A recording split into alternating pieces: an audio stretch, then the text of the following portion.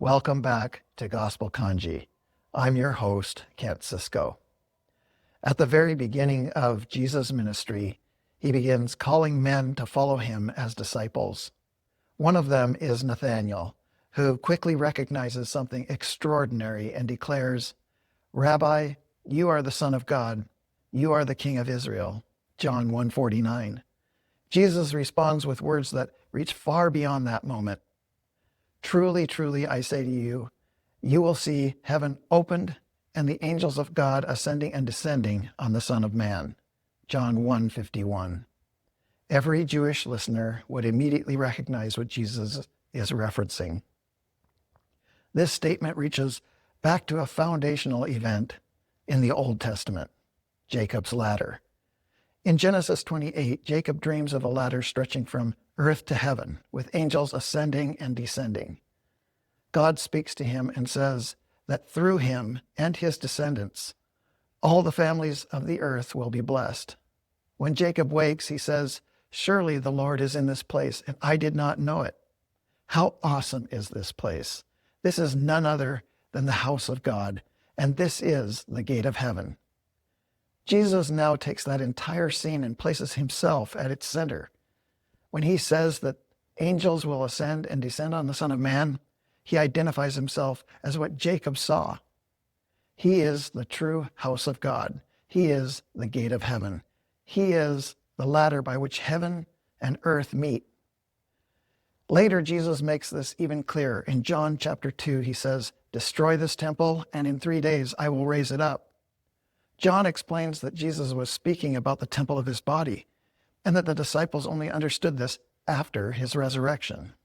And in John 10, Jesus states plainly, "I am the gate. If anyone enters through me, he will be saved." These are the very two declarations Jacob made, the house of God and the gate of heaven. Jesus is saying that access to God comes through him.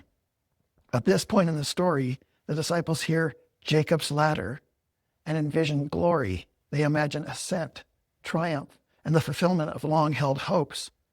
What they don't yet grasp is how that ladder will be revealed. Jesus later explains this to them. "Behold, we are going up to Jerusalem, and all the things written through the prophets about the Son of Man will be accomplished. He will be handed over, mocked, mistreated, killed, and on the third day he will rise." Then Luke tells us plainly that the disciples understood none of this at the time. The meaning was hidden from them.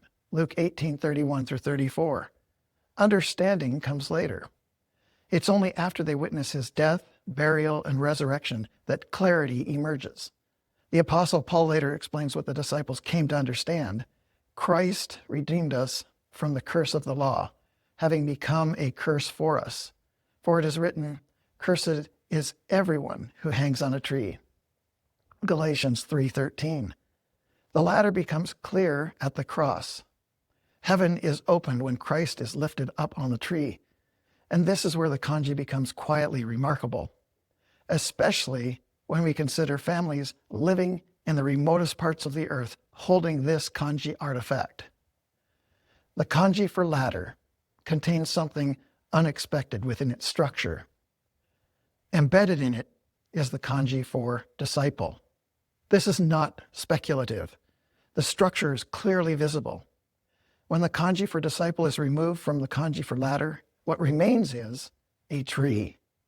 Visually, the ladder is composed of the disciples and a tree. That should give us pause. This character reflects what the disciples eventually saw, understood, and carried outward. For 2,000 years, it has stood as a silent witness to the realization they came to that Jesus died on a cross, and through that event, heaven was open to all families of the earth. Just as Jacob once said, "How awesome is this place?" So too did the disciples come to understand that Jesus himself is the house of God and the gate of heaven. There's one more important detail about the kanji for disciple. The first character means a faithful follower under authority, one who serves an elder. The second character means son. In Christian terms, to be a disciple is to follow the Son. And to follow the Son of Man is to share in his path, his rejection, his suffering, and his death. Even more striking, the first character is formed from another character that means to mourn, to grieve, to lament the dead. That's exactly what the disciples did at an important event in history. They mourned at the cross. They grieved the death of their rabbi. And afterward, they carried the cost of his suffering into the world through his church.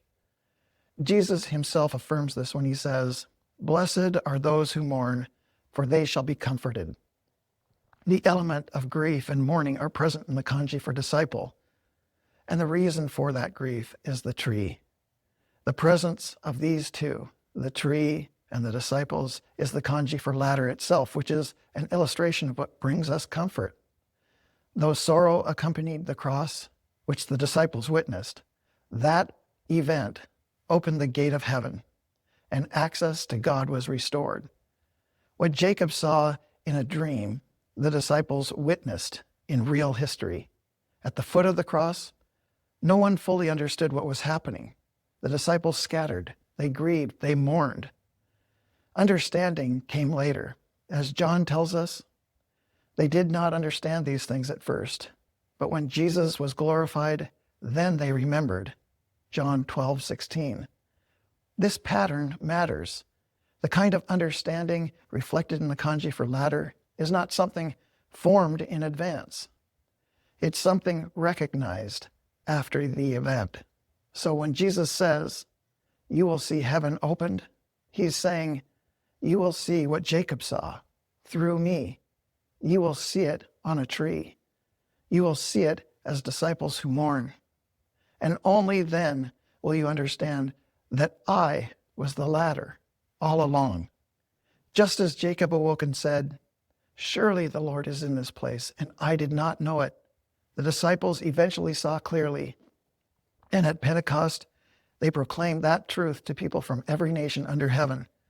Heaven was open for all families of the earth, even to the remotest parts, including Japan.